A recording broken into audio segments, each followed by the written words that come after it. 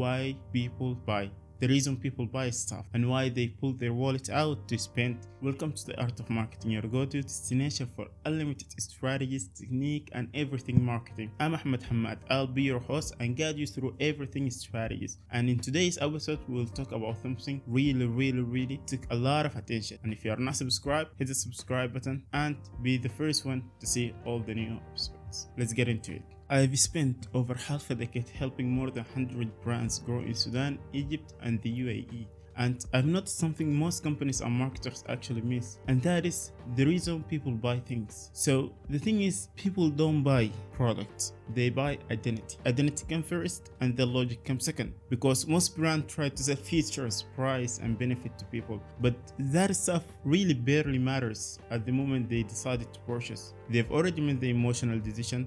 For example, they say, if I buy this, I feel this way, or if I, for example, purchase this, I feel confident, I feel stylish, I feel belonging to this group or this tribe. So the price, the feature, the comparison, they just there to justify what they already have been feeling. And I always say, people buy an emotion and then justify it with logic, as if they bring all the reason why they need this item, but in fact, they don't need it. For example, let's have a look on the Apple launch every year, and the iPhone launch every year. And the thing is, if you realize that people stand in line overnight, sometimes sleeping on the sidewalk, just to be the first one to hold the new model. Here is the funny part. The old iPhone is usually working perfectly fine. Most of people, they don't need the new iPhone model. The new features are nice, but the old phone are actually more than perfect for day-to-day usage. For example, most people spend their time on social media, checking WhatsApp, and sometimes making phone calls. That is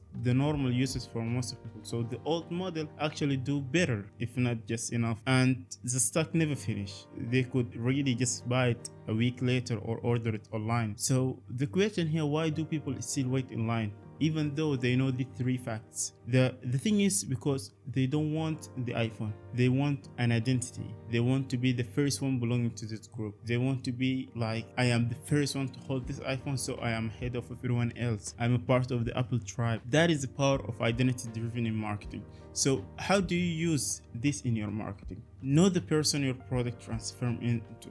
This is the first thing. 2, show it. Don't just sell it. And 3, use logic as a sidekick, but drive with emotion. Here is what I have seen with my own clients. So once you build marketing around identity, everything else changes, because ads perform better, people already know you and they want to pursue your brand. 2, customers connect faster, they stick around longer, and they've already told their friends about it, so they will show it to a lot of people, and a lot of people engage with it, and then they will share it. So here is my advice from experience. Stop asking how can I convert them to buy. Start asking how does my products make them the person they want to be. Once you enter that, price, features, logic, and everything else is just will fall into place, because people will already be your customers.